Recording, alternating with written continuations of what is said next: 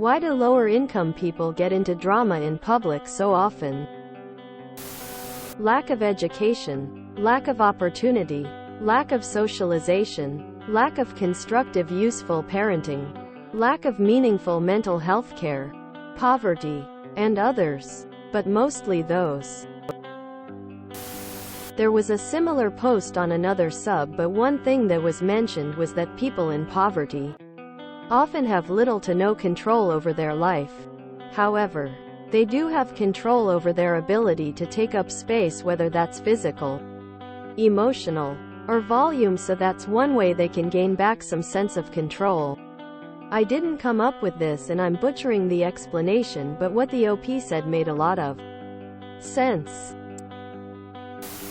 In richer areas there is a culture and expectation of keeping face, maintaining a certain air of privacy and appropriateness about things they say and do.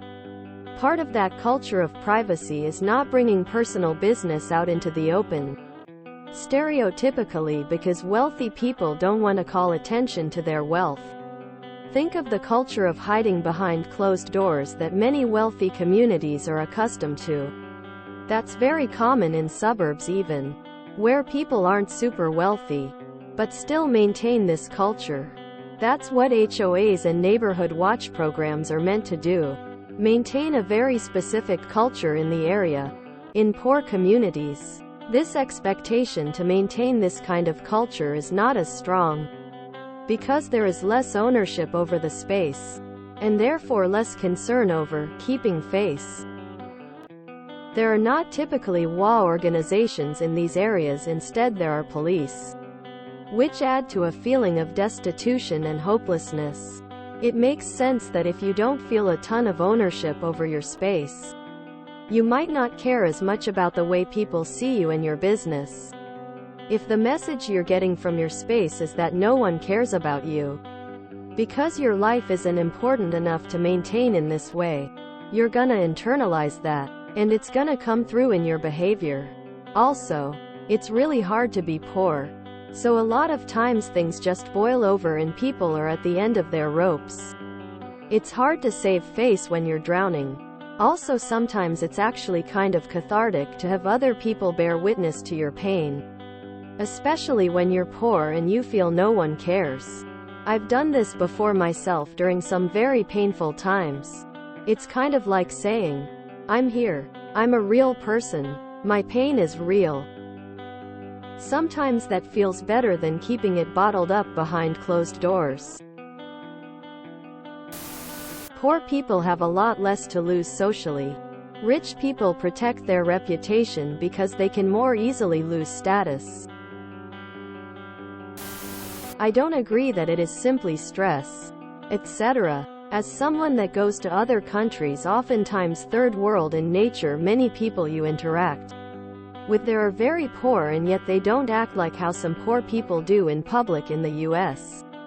Oftentimes they are much happier than the poor people in the US, and they live without a lot of the things that even poor people in the US have. This is relatively new. My family was lower middle class, and the last thing we wanted was to draw attention to ourselves. My mom had a saying, "We will not have a scene here." And that shut everyone up. My mom and grew up dirt poor, and they established the stay quiet and non-confrontational approach to life. But yes, this is true. I'm living in a transitional neighborhood, and the general trend is to scream and yell for both good and bad situations. I grew up in an area like this, and went to a school with a majority of kids like this. It's just exhausting to be around. Constantly wears you down and makes you want to avoid interacting with people given anything and everything can and often will be viewed as a provocation. Having tried to reason, discuss, find mutual ground, de-escalate, etc. a load of times in my life as a result, I genuinely think low intelligence is the cause of much of it. An inability to see beyond the immediate moment and the emotions therein. Beyond that, in a culture dictated and/or shaped by these types, shame, honor, and strength rule the roost. You never let your strength be challenged. And you never ever let yourself be shamed without restoring your honor.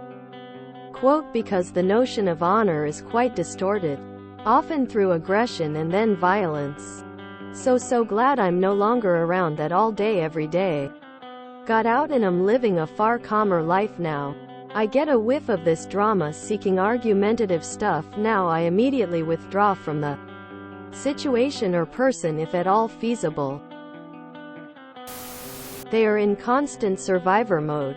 Kill before being killed, don't trust anyone. They probably didn't get raised by wasps and don't know not to make a scene. My parents were so bad that I once tried to get a waitress attention by saying, "Sorry. Excuse me, but could I please have a refill?" And I thought they were going to melt into the carpet.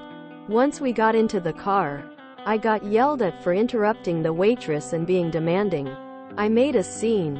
Apparently. Stress.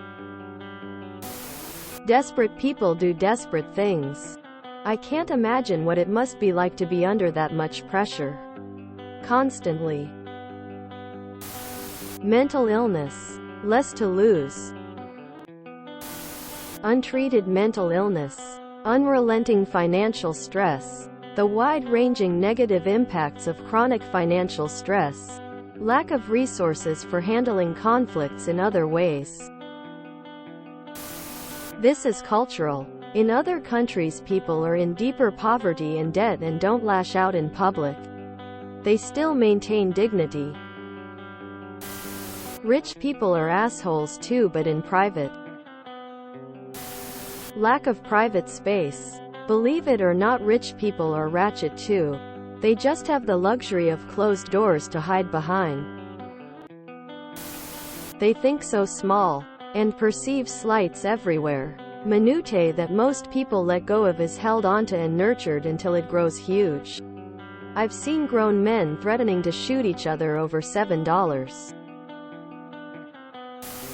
Have you never seen a Karen? The people you are referring to at least have real issues with a person, and it's not because someone is walking in a park while black.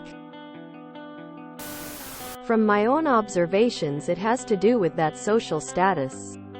Once someone gets to a low enough rung on the social ladder, they are no longer worried about what others may think about said arguments.